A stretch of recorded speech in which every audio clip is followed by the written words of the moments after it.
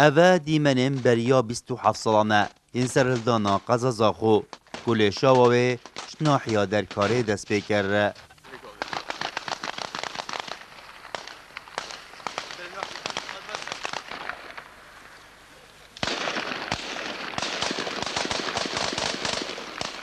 دوان دیمنان دا دهنا آزادیه آگره زورداریه و مراندو داوی به ظلم و ستم دهان سالا اینات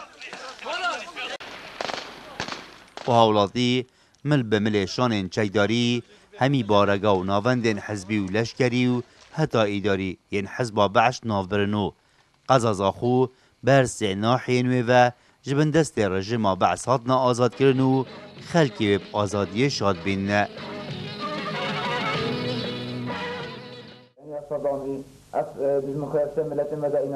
ایکم کن بونج بومره ما انجام دانا سرلدان دمالا صادق عمر دهاته کرن کت هاته دیار کرن کنامکا سروک مام جلال به دستوی گهشتی بیو تدادا خازا دست پیکرنا سرلدان جد هاته کرن اتوی کمبونی دا پلانا سرلدان هاته دارشتنو الدم جمیر چار ایواریا سیزده آداره لناحیا در کاره ایکم تقا سرلدان هاته کرنو همی هولاتی به جداهی حزبی و تمنی و حتی رگزی بجاری و سرلدانی بینو دای بده صلاة حزب بعث اینان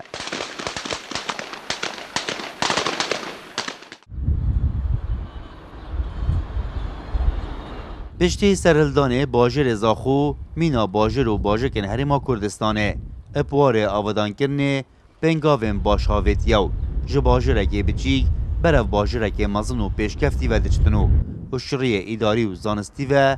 گشه که برچاف افقوت بیند به بورینا 27 ساله سرلدان زاخو گورانکارین برچاوی باجری بخوادیتیه داس رجا کنجی بونه داجی گشه که مزن دبینتن کل داوی آمار نفرمی جمارا کنجینوی گشتیه 340,000 کسان لیف گشه کرن نلدیف حز و داخازین آکنجین وی باجریو چاوره خزمت که مزن ترن بو باجری خو رعت عمر کرسات نیوز زاخو